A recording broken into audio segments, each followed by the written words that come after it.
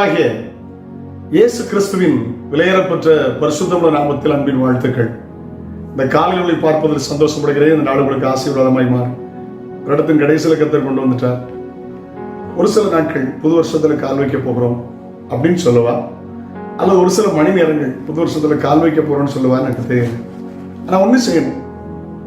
பொதுவாக March end அப்படின்னா April March எண்டுனா புது கணக்குன்னு சொல்லுவாங்க. ஏப்ரல் 1ஆம் தேதினா புது கணக்குன்னு சொல்லுவாங்க. எல்லா கம்பெனிகளும் எல்லா ஃபேக்டரிகளும் என்ன செய்வார்கள், கணக்கு பார்ப்பாங்க. கணக்கு பார்த்து தோல்விக்கு காரணம் என்ன, இதுவரைக்கும் லாபம் என்ன, லாபம் ஏன் கூடியிருக்கு, ஏன் குறைஞ்சிருக்கு, அடுத்த முறை என்ன செய்யலாம், பிளானிங் அண்ட் பட்ஜெட்டுக்காக தெளிவுபடுத்துவார்கள்.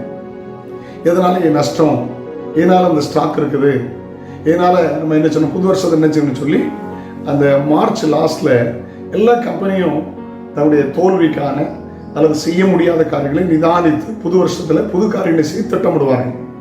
ஆண்டவருக்கு ஸ்தோத்திரம். சங்கீதக்காரன் சொல்றாரு பாருங்களேன், வாசிங்கள். வேதனை உண்டாக்கும் வழி, வேதனை உண்டாக்கும் வழி என்னிடத்தில் உண்டோ என்று பார்த்து நித்திய வழியிலே என்னை நடத்தும். நித்திய வழியிலே என்னை நடத்தும். வேதனை உண்டாக்குற வழி என்ன உண்டோன்னு பார்த்து நித்திய வழியிலே நடத்தும்.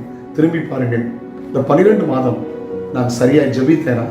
திரும்பி பாருங்கள், நான் சரியா வேதம் வாசித்தேனா? நான் சரியா ஆலயத்துக்கு தவறாம போனேனா? நான் உபவாசம் பண்ணேனா? நான் குடும்ப ஜெபம் பண்ணேனா? காணிக்கை தசம்பாகம் பொருத்தனை முதல் பலங்களை சரியா கொடுத்தேனா? ஊழியக்காரரை கரெக்டா நேசிச்சேனா? ஹல்லேலூயா. தேசத்துக்காய் ஊழியர்களுக்காய் நான் ஜெபித்தேனா? அல்லது எந்த வேதனை உண்டாக்குறவங்க என்கிட்ட இருந்துச்சா? ஏன்னா நீங்க 1 கொரிந்தியர் 11ஆம் அதிகாரத்தில் வாசிக்கும் போது நம்மை நாமே நிதானித்து அறிந்தால் நம் நியாயம் தீர்க்கப்பட மாட்டோம்னு எழுதியிருக்கிறோம். சங்கீதக்காரர் அப்படிதான் சொல்கிறார், வேதனை உண்டாக்குற வழி இடத்துல உண்டோ என்று பார்த்து நித்திய வழியிலே நடத்தும். ஆமென். சங்கீதம் 139:24 139:24 அதை எங்க எழுதியிருக்கிறார். திருப்பி பாருங்க, வருஷத்தை கொஞ்சம் திருப்பி பாருங்க. ஜப குறைவு இருந்தால் வருஷத்துல ஜபிப்பேன்னு சொல்லி ஜபிக்க ஆரம்பிச்சிருங்க. வேத வாசிப்பு குறைவு இருந்தால் ஒரு முறையாகிலும் வேதத்தை நல்ல நிதானமா வாசித்து தியானித்து முடிப்பேன்னு சொல்லுங்க. மாதம் ஒரு முறை கூட உபவாசிக்க முடியலன்னா, அல்லது வாரம் ஒரு முறை கூட ஒரு நேரம் கூட உபவாசிக்க முடியலன்னா உபவாசிப்பேன்னு சொல்லுங்க. வேதனை உண்டாக்குற வழி இடத்துல உண்டோ என்று பார்த்து சங்கீதக்காரர் நித்திய வழியிலே நடத்தும் என்று சொல்கிறார். ஒரு கம்பெனி வருடத்தின் கடைசியிலே சீர்தூக்கி பார்க்கிறது போல, கஷ்ட நஷ்டங்கள் ஏன் என்று ஆராய்கிறது போல, இந்த வருஷத்தின் கடைசியிலே உங்களை சீர்தூக்கி பாருங்கள்.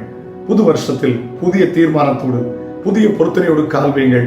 இந்த ஆண்டு உங்களுக்கு ஆசீர்வாதமாயிருக்கும். ஹல்லேலூயா. நன்மையும் கிருபையும் வர வேண்டிய ஆண்டில் உங்களை தொடர்வதாக. ஜெபிக்கலாமா? பரலோக பிதாவே, பரிசுத்த பிள்ளையாக இயேசுவின் நாமத்தில் ஜெபிக்கிறோம். மற்றவர்களை அல்ல, எங்களை நாங்களே நிதானித்து அறிய எங்களுக்கு கிருபை தாரும். நன்மை கிருபை பிள்ளைகளை தொடரட்டும். இயேசுவின் நாமத்தில் ஜெபம் கேளும் ஜீவனோட பிதாவே. ஆமென், ஆமென், ஆமென். நாளை சந்திக்கிறேன். அதோடு ஆண்டவருடைய கிருபை உங்களை தாங்குவதாக. God bless you. Have a nice day.